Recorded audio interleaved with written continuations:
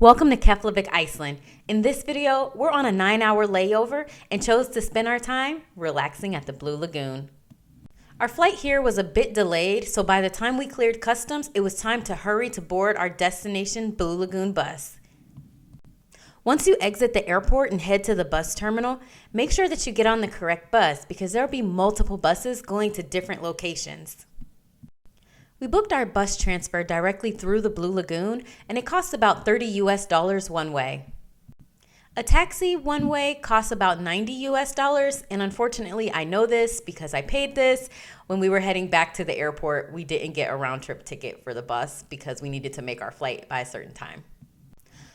The trip to the Blue Lagoon is fairly quick. It only took about 25 minutes to get there, so it's a very quick trip. There's not much to see along the way. You will see a village, maybe you'll see some volcanic rock, but it's very sparse. Can you tell we've had a long flight with no sleep? Jeanette fell asleep immediately after the bus pulled off, and honestly, I don't blame her. The flight was not that comfortable. I'm guessing this is the volcanic rock. I really wish that the driver kind of gave a tour, but I understand he's not a tour guide, but I wish I would have did a little more research prior to coming to the island. That way it would help me understand the sites and the geographic terrain a little bit better. You can tell that you're getting closer to the Blue Lagoon just upon the site, but as well as the smell. Oh, the smell of rotten eggs. You can smell that sulfur. The bus drop-off point is in the facility's gravel parking lot. Be mindful that it's not paved and it's a bit uneven until you get a little bit closer to the facility. Not gonna lie, lugging luggage on rock is not fun. Yeah, it's not fun. Welcome to the Blue Lagoon. Once you make it to the paved walkway, you still have quite a distance to the actual facility, so be prepared to walk for a short 4 to 6 minute walk depending on your speed.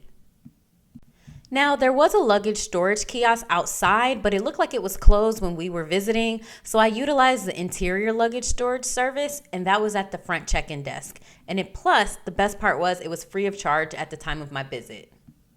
Upon entry, I did put my camera down until we were able to get actually out to the lagoon. That way I could respect the privacy of others during the interim period of trying to get to the lagoon. Once you check in, you do need to complete a mandatory shower before heading out to the lagoon. Jeanette also was able to rent a bathrobe for additional cost because once you shower, you don't get a towel until you return back to the changing room at the end of your trip. And it's pretty chilly walking outside for the first time after you've showered. Okay guys, check out this swim cap. There was a method behind my madness for this swim cap because the minerals in the water are pretty harsh on your hair. They actually recommend that you lather your hair in conditioner prior to going out there into the lagoon. So I just wanted to protect my hair a little bit more. And I wasn't the only one wearing a swim cap, so ladies and gentlemen, if you want to wear a swim cap, you won't be the only one. Protect your hair because it will dry out your hair if you don't wash all of the minerals and everything out of your hair properly. I think I really had like a moment when I got into the water because, you know, once you hit 30, your back starts to hurt, and this water felt amazing. And the pool was actually, lagoon was actually a lot larger than I thought it was. With your reservation, you get at least one mud mask that you're able to utilize. Jeanette, I think, had 3. I only had 1. So you do go up to the kiosk and you get the mineral mask that you've selected, and then you rub it on your face. The wristband that I have on is actually attached to my reservation, so it indicates which mud mask I'm supposed to get. And it's really helpful because we also get drinks, and I'll tell you about that a little bit later.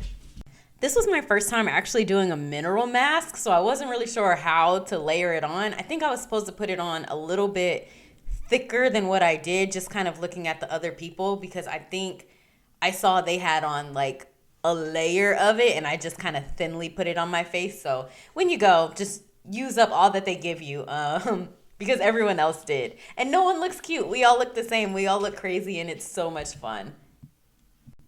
The average time spent inside the lagoon is about 2 hours, and there are also workers who walk around and tell stories about the lagoon, but I secretly think they're just fully dressed lifeguards wearing puffer coats.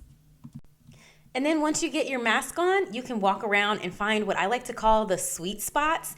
These are kind of those areas that are much warmer than kind of the center of the pool. I mean, it felt amazing. I also think I was one of the only people who had their cell phone out this entire time. So I really commend the people who came to just relax and enjoy the company of their friends or their family or loved ones. But if you do bring your phone, obviously bring your waterproof case. And I tried to keep my phone out of the water as much as possible just due to the elevated water temperatures.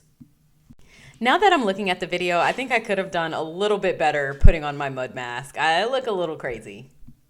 Now it was time to head over to the bar. So if you're like me, I actually don't drink alcohol. So they do have 2 smoothie options for you, but they do still have like your beer or your wine as a drink option. Based on whatever package you purchase at the Blue Lagoon, you can get 1 item, or sometimes your package might come with more than 1 drink. Or you can also purchase a drink just with your wristband since it's linked to the card on your reservation. Actually, I don't think they were smoothies. It was fresh pressed juice. Very healthy. I feel younger already. I'm gonna be 65 still getting carded. All right, so now you put on your clay mask and you're like, all right, how do I get this off? Because obviously this is mineral water that we're in. Well, they do have certain areas around the lagoon where there is fresh water available, and it's ice cold fresh water. That way you can wash your face prior to getting out of the lagoon. And then, of course, like always, when you're done swimming, you are hungry. So we did go to the Lava restaurant that's available on site. It is an extra charge, but when in Iceland, you go to an Icelandic restaurant before you have to go to the airport. I was actually surprised at the menu because I don't traditionally eat red meat and I don't eat seafood at all. So I usually go for a chicken or poultry option. They did not have poultry on the menu, so I was pretty shocked at that. I believe we ended up doing the 2-course meal. It ended up with bread. I believe it had a starter. We also had the main course and then a dessert, and it was about $80 US.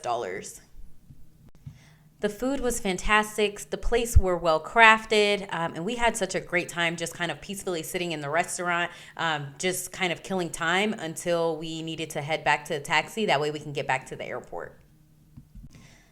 The stopover in Iceland was such a great way to kind of kick off our 10-day European trip. So stay tuned, more videos are coming. Please don't forget to like and subscribe. That way we can keep the content coming.